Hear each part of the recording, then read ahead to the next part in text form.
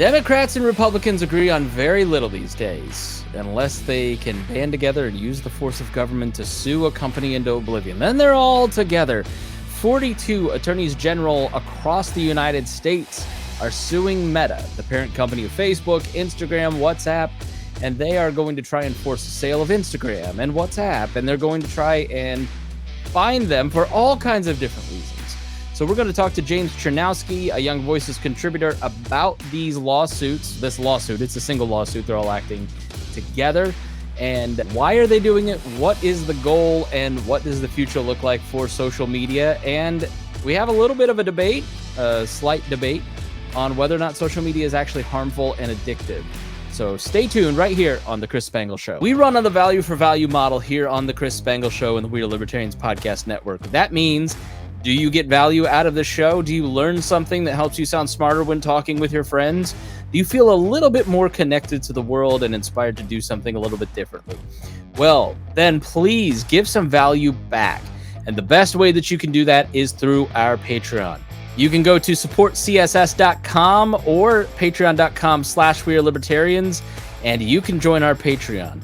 Not only do you support the program and the entire We Are Libertarians podcast network by helping pay all of the bills, you're also going to get ad-free shows. You're going to get early releases, sometimes months in advance in terms of episodes that haven't been released in the public feed yet. You'll also be able to get the full archives, the full RSS feed of all the past episodes. And there's even a tier that you can come on the show, or you can have your name mentioned every episode, like I am about to do right now. Thank you so much to our $100 a month members, especially Vincent Pikol, Matthew Durbin, Jason Doolittle, Christy Avery, and our good friend Reinhold. Thank you so much for supporting us, and we appreciate everybody that considers making a contribution today.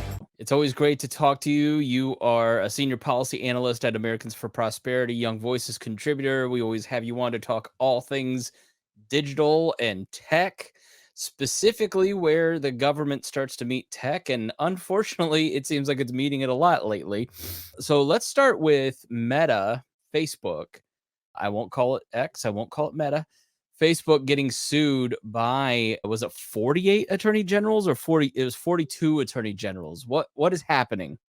Yeah, that's a great question. This was actually now back at the back end of October. You had 42 ultimately states attorneys general go and file a lawsuit against Meta, Facebook's parent company, claiming that the website, that the company was actually responsible for going and creating addictive features for kids and teens, trying to keep them on the platform. And then by extension, too, there was also claims that the company had violated what is called the Children's Online Privacy Protection Act, COPPA.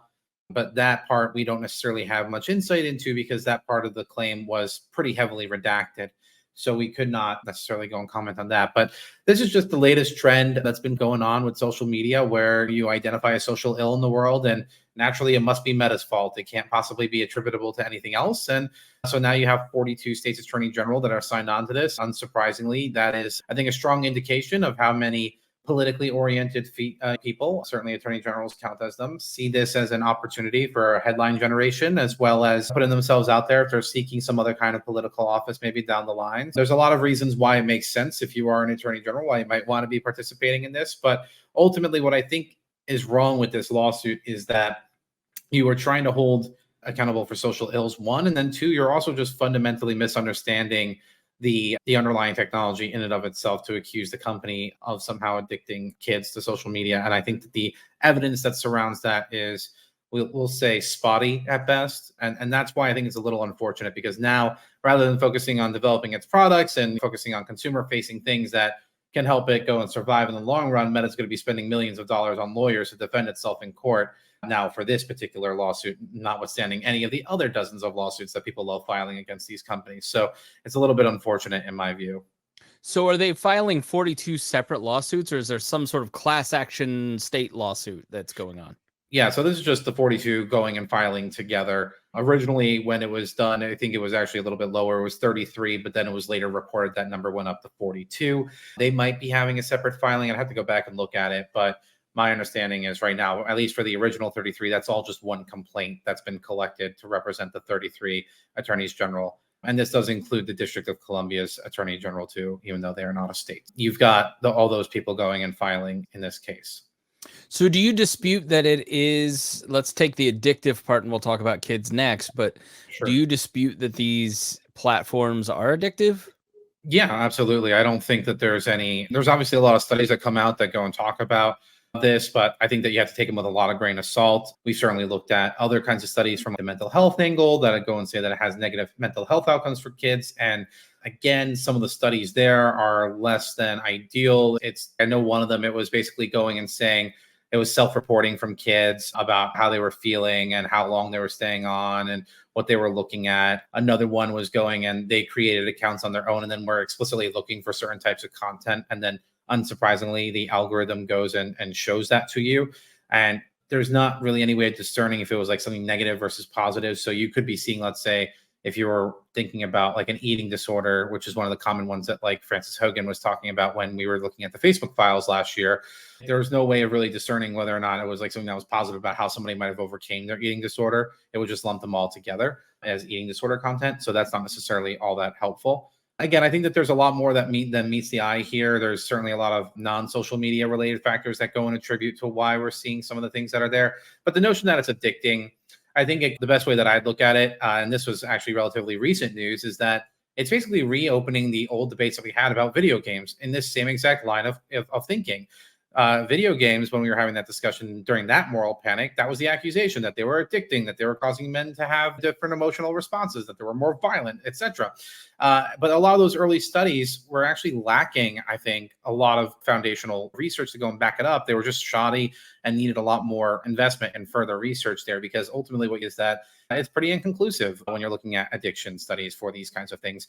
What you will find is that people that tend to have addictive personality traits will tend to be addicted to things no matter what they are. And that would include social media. But that's impossible for a company to know for when it's some random user out of the 6+ billion people that live on this planet as to what you might be predisposed to. I think that, again, the addiction stuff is less than convincing to me, because at the end of the day, what it is doing with the algorithms is it's connecting people with content that they like.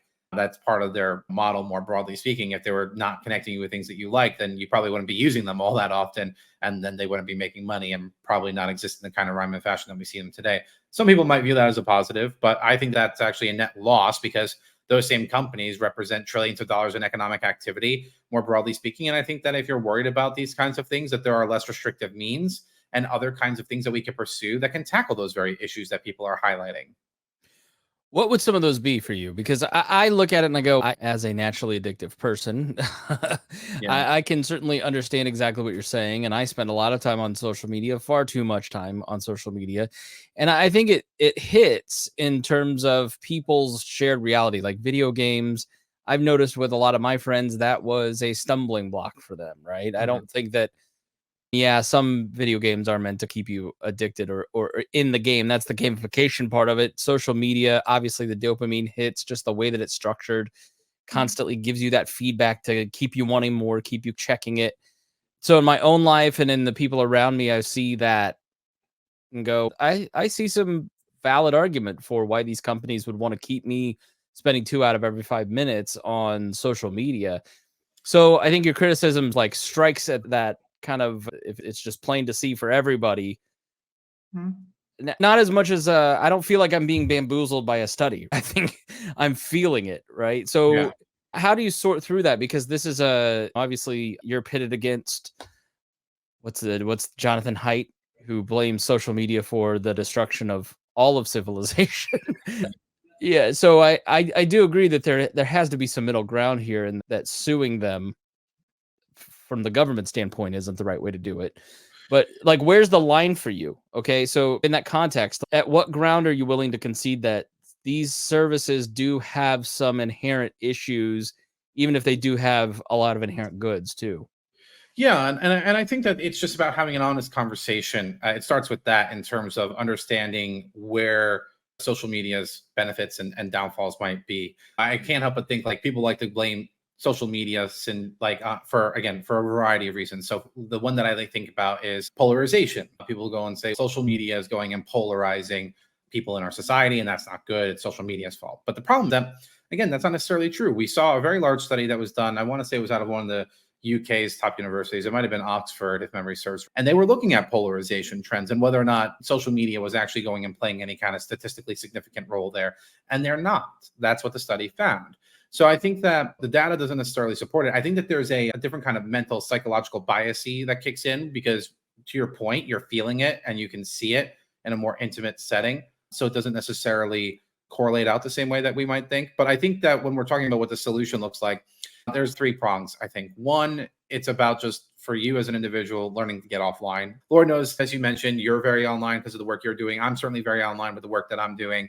But I also find time and dedicate time to actually explicitly getting offline. Like back in the summer, I did a vacation out to West Virginia because I just needed to get away from the world and my brain was otherwise fried. So it was nice to go and be in an area where I literally did not have cell reception for 30 minutes while trying to get where I was going in West Virginia. On the flip side, too, I think that on a more broad level for kids, it's about literacy efforts because kids have been using social media for some time, but I don't necessarily think that they're always aware of what are the upsides and the downsides. And make no mistake, there are upsides to social media usage for kids, particularly during the pandemic. That was actually one of the bright spots for kids, was that social media was one of the things that helped kept them connected to their communities, to their friends, to family, etc. So there were a lot of positives that were there.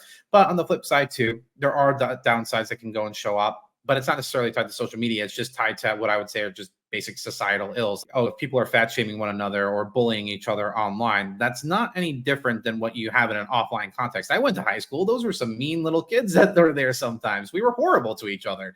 And so I think that's like a different kind of conversation that you need to have around how do you go and deal with those social interactions? What kinds of things that can we do to go and support kids better so that they can go and navigate that setting?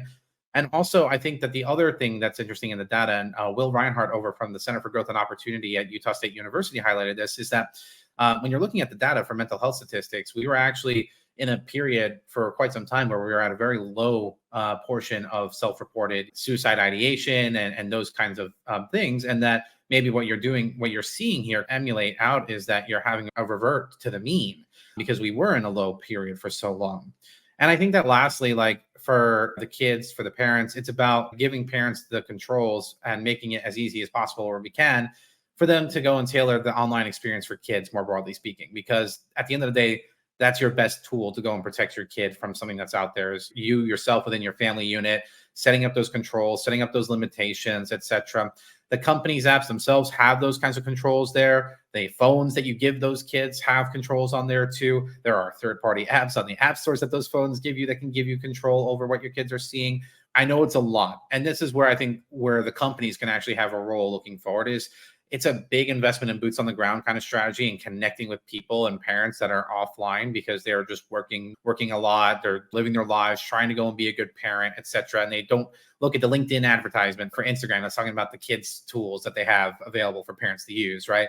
So that means that you have to do more investing in boots on the ground, local partnerships with like organizations to actually explain what those controls are and how parents can go and use them better, which is admittedly a very hard conversation to do. But to pretend that simply suing social media companies is going to go and solve the problem here is just, it's flat out wrong.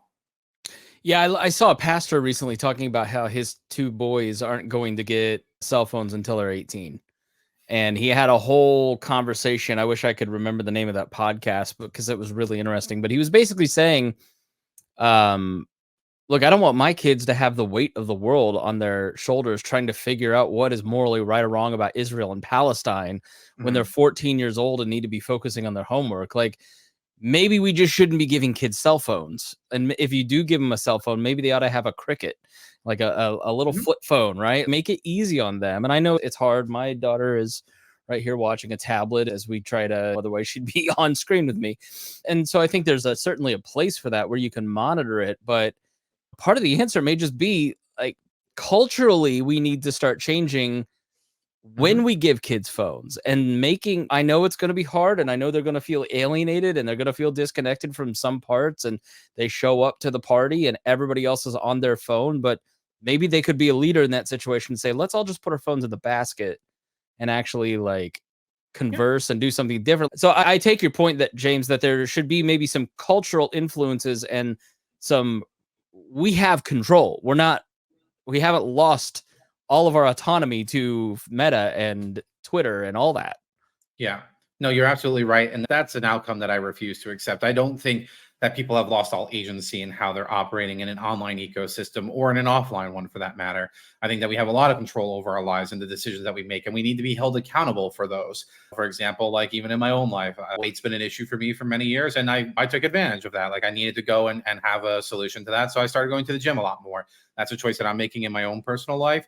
And that's the kind of stuff that you're trying to implement here. Maybe it's to your point where we culturally come to a point where we're saying we're not going to give kids smartphones that are unfiltered, if you will, and setting up those controls before you give your kid a phone. As you pointed out, you could also give them an old traditional flip phone or a kids oriented phone like a Gab or the Cricket that you're referencing there. And also, too, I think it's uncomfortable too. And this is certainly up to each family's individual discretion for how they want to talk about it. But at some point, you're going to have a conversation with your kids about the big world that is the internet and what's going to be on there. Because at the end of the day, what's also going to be equally as bad too, and to some degree in my view, is if you go from 0 to 100 of having no exposure to what's out there, and then all of a sudden just having the floodgates open and just overwhelm you too. So again, I think that it's about trying to go and find a way where we can better educate our children to be good digital citizens, so that way they can be better prepared for some of these things that they might see that's so unpleasant, or some of the things that they might do to one another as they're growing up. Again, there's no one single silver bullet solution here. Let's not pretend that there is.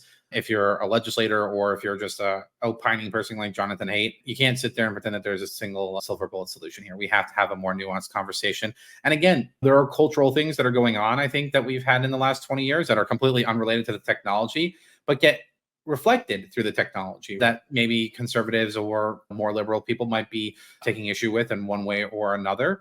And that's something that I think that we have to take a closer look at too. What have we done societally speaking within that culture that has shifted in the last 20 years that might be attributing to some of these negative outcomes that are there, right? Because again, the world that I grew up in is a lot different than the world that we have today. And these kids are digital natives, whereas I grew into it. And I'm certainly more of a digital native than my parents and my grandparents. But Gen Z is like truly the first generation that's a purely digital native generation. So they have unique things that they're trying to sort through. And I think that's really where we all could stand to go and grow. Maybe my parents with the computer in the kitchen had it right. Yeah. Yeah, I think if you read Bowling Alone, for instance, which was first written before the internet, that outlines all of these different ways that society has become fragmented and polarized. And Mhm. like one kind of hidden thing right now is travel ball, right? So when I grew up, Mhm. you had Optimist. And so everybody in Plainfield played against each other. And so you were playing against your classmates, building bonds or building Mhm. frenemies. And now you have travel ball. So your Plainfield is playing Avon and Brownsburg and Greenfield. Like they're Mhm. not, and it's taking up all of this time and money and fragmenting nuclear families because one parent has to be over here, another has to be over here. Like Mhm. those are those little things that people don't stop and go, maybe it's not social media, maybe it's just a lack of family time, it's a Mhm. lack of financial resources, it's a lack of friendships in our community, within our local area. Those things I think are unseen, and it's just easy to blame the thing that the media says is bad. Which, look, I'm not saying the social media is all that healthy for you. I certainly, like, I'm working on a project right now, James, where podcasters should start thinking about in-person community and Mhm. how do we grow that, as opposed to thinking of podcasting as the driver of your big online brand. Mhm. Start building local community based on your niche. Oh, Let's 100%. flip the script. Yeah, 100%. I think that's great. I'm certainly glad to hear that. I think that in general, you want to be encouraging a more interactive experience between people to foster connections between one another. So that way you can encourage a culture that reinforces people having those conversations and being open with one another and exploring and challenging one another. Whereas I think that we've seen on average, and it was actually to your point, we were talking a little bit before the show about the conflict between Israel and Hamas. You see some polling there that's quite interesting in terms of how people view that, depending on where you line within the age demographics, right? So I think that to your point, you want to go and have a community fostered approach because then you can actually facilitate and have that conversation in a less polarized manner than you otherwise would. And I think it's great that you brought up the activities, because one thing that I saw that was completely unrelated to social media more directly, but I think actually is one of those sub factors that people are not paying enough attention to. Was there was a study that came out that was analyzing the amount of extracurricular individual like activities that kids had available to them in the last 10, 15 years. And what they found was that from having an average of 90 plus minutes of that kind of stuff available, it went down and shrunk quite considerably. And there's something to be said about what happens when all of a sudden you don't have travel baseball anymore, or you're not doing it as much, or that population that's willing to do it is smaller, or doing the intramural sports or things of that nature, right? If we're taking those away for one reason or another, or removing kids' ability to go and be kids, and I forget what the exact movement for that is, for free range parenting, there it is. Yeah. Letting kids be kids in some respects, right? I think that in some ways that's also contributing to the thing, right? And that's just, again, one piece of the largest slice of the pie there. And you got to go and figure out what's that ratio of it, and then what can we do to go and tackle those issues. And the more that we focus on that, the more likely we are to start actually solving the underlying issue that's here. And I think that what you need to be focused on too is, again, you're blaming social media, whether it's for polarization, whatever, but you got to look at the underlying content. If it's polarization, I can't help but notice that traditional media is posting a lot of content that is polarizing in and of itself, that people are sharing on social media, but yet they're not getting any kind of flack for the stuff that they're putting out there that is inflammatory, incendiary, and polarizing in and of itself. Traditional cable news has done that for many years. Radio was doing it for many years. There's a very perverse incentive to do that. But again, it's going to be a very hard and long conversation that we need to have between now and looking forward. It really seems to me like if Hillary Clinton had won, this wouldn't be an issue.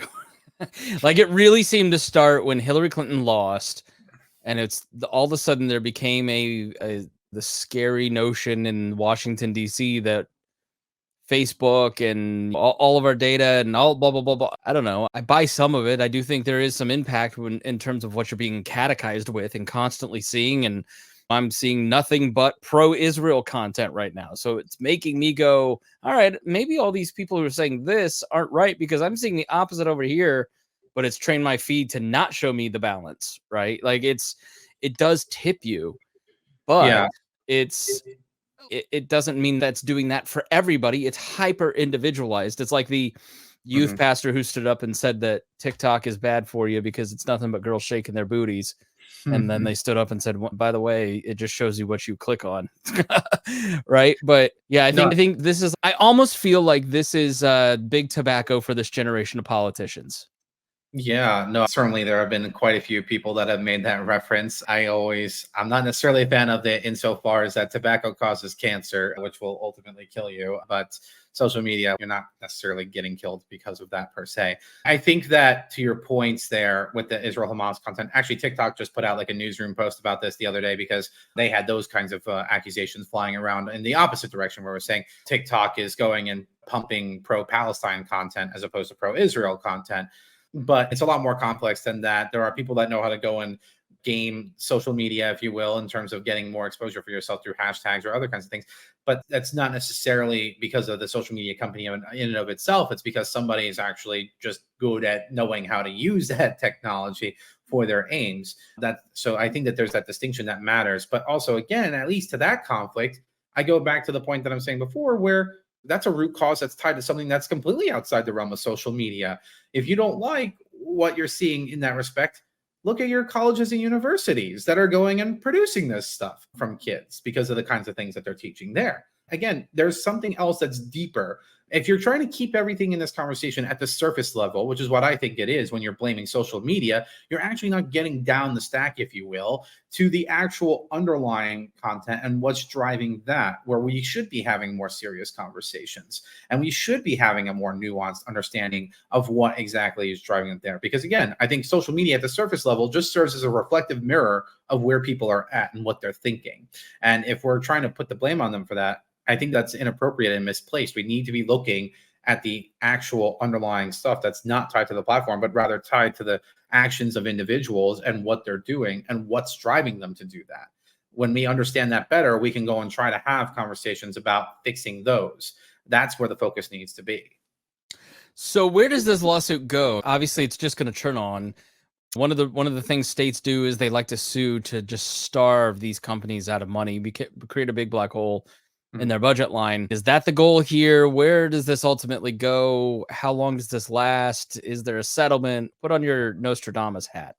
Yeah, that'll be interesting. Obviously, there's not anything that we can say with too much certainty. Assuming that this goes to trial, with the court as they're going through the process here. No matter what happens, the losing side will go and appeal. And I'm sure we'll see this, as many other cases have in this space, make its way up to SCOTUS, the Supreme Court, right? And you have that going on right now with both the net choice cases that are tackling the Florida and Texas social media laws, as well as now what is Murphy v. Missouri, which was Missouri v. Biden.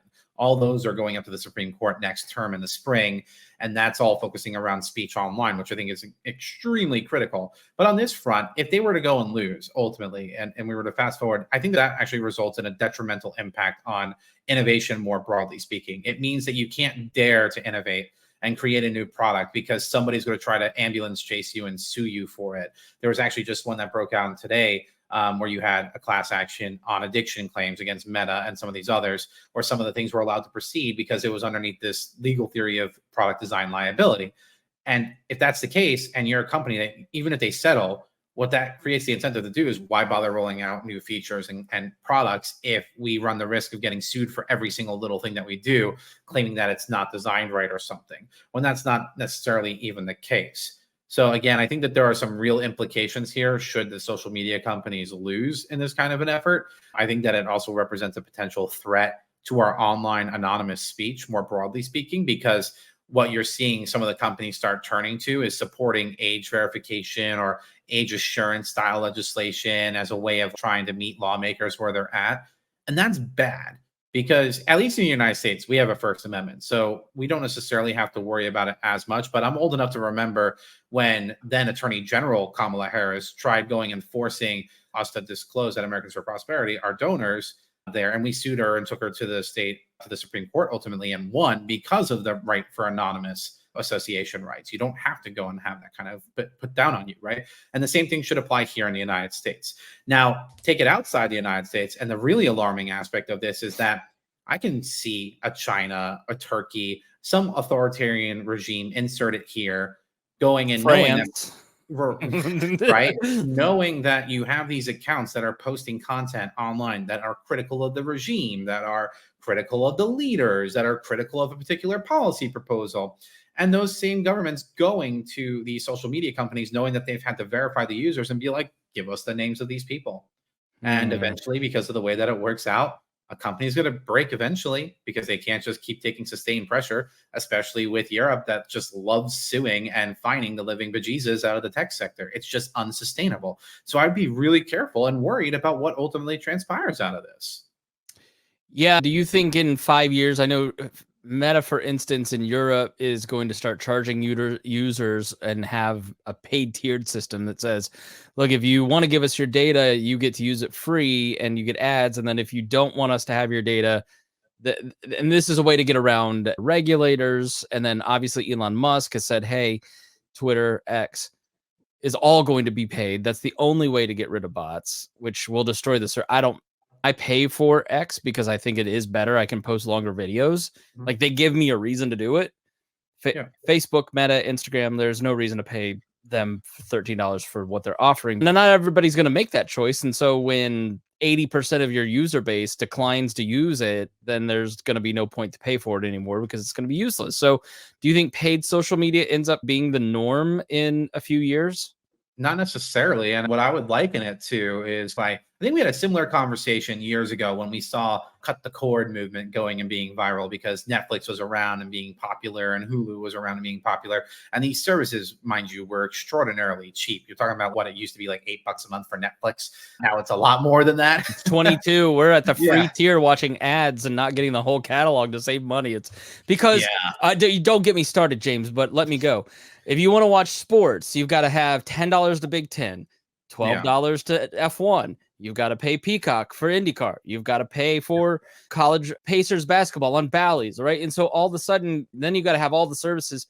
You're at a cable's worth subscription, and you just go, this isn't the utopia that I thought it would be, James. Yeah, but and that's more or less my argument for what you might see transpire in social media, where it's like, there's actually only so much that people are willing to go and pay for things. And that's why social media was so popular, was that you didn't have to pay for it, but you got an immense amount of value for the product because you were getting connected with billions of people in the case of Meta, and hundreds of millions of people in the instance of X, who were going and just pontificating and giving you cute cat videos. Or if you're a Politico, watching people doing the little Twitter Coliseum that it was, right?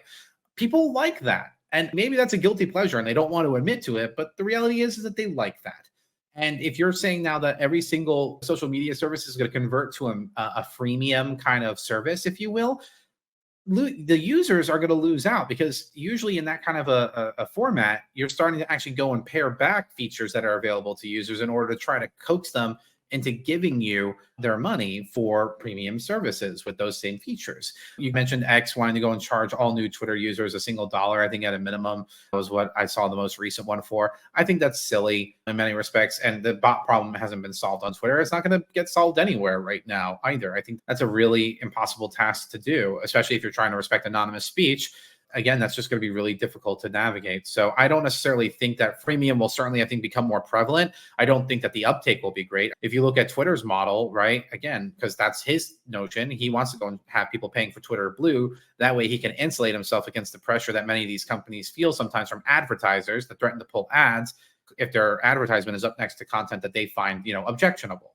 Right. So Elon's theory was like, if I just have more people on Twitter Blue, then I don't have to worry about that. But the numbers for that have been, quite frankly, atrocious. I remember looking at one report, and it was barely 500,000 people were going and signing up for Twitter Blue, which represented only several $1 million or whatever by comparison to the billions of dollars that they get through advertising.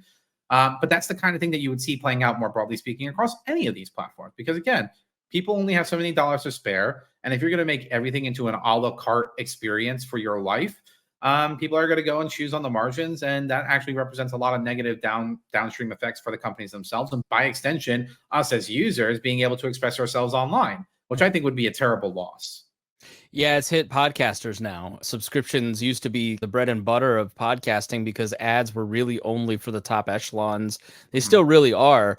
But the only way that I can pay for We Are Libertarians podcast network is through our Patreon. And we've just had a precipitous drop over the last year. It's just subscription fatigue has started to hit. It's part of it. Part of it is just the difference in the show. It's definitely there and it's definitely real. So it hits content creators that are independent too, because man, how many different locals and YouTube subscriptions and chats and get $5 here, $5. It eventually just wears out, and you just go, especially in times of inflation, hey, I just don't have another $5. And I understand it. It stinks because we eventually have to start making decisions here, but that's just how it is. I get it.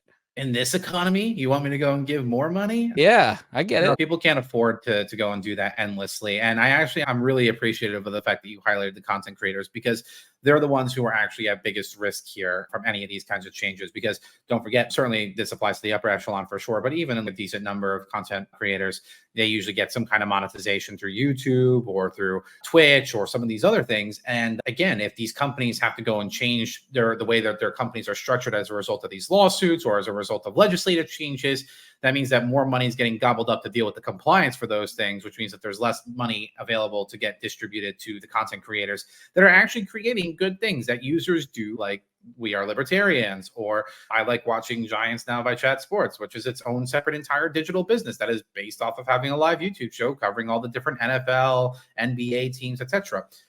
They don't get to go and survive as easily in that environment because, again, now there's less money available for them.